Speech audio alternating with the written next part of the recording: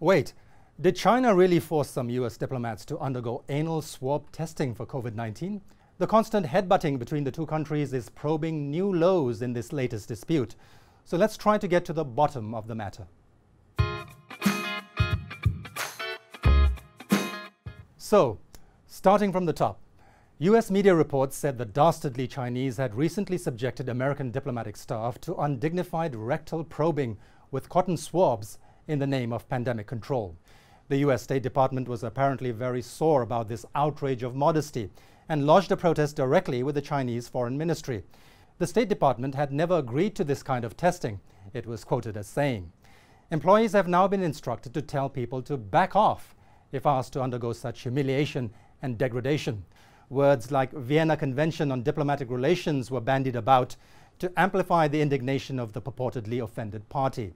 What's more, according to these reports, the Americans had received assurances from the Chinese that diplomats were exempt from this kind of testing, and whatever happened had happened in error. China's side of the story was a blanket denial, with the Foreign Ministry saying it had never required US diplomats to bend over for below-the-belt testing. The thing is, rectal swabbing for the coronavirus has been underway since the beginning of the year in some Chinese cities that have ramped up screening for hidden infections among high-risk people, including arrivals from overseas. It's more reliable than nasal swabbing because traces of the virus remain longer in fecal matter than in the respiratory tract. At the same time, China has decided that mass testing of this type would be too inconvenient, and a national rollout is not necessary. For the morbidly curious at heart, if you must know, the process involves a cotton swab 3 to 5 centimeters long being inserted in one's rectum and gently rotated for 10 seconds of sample excavation. Those at the receiving end have described it as a quick and painless experience, but also very awkward. Keep in mind that when the US accuses China of anything, especially human rights violations, there is a glaring credibility deficit because of the sheer double standards and hypocrisy.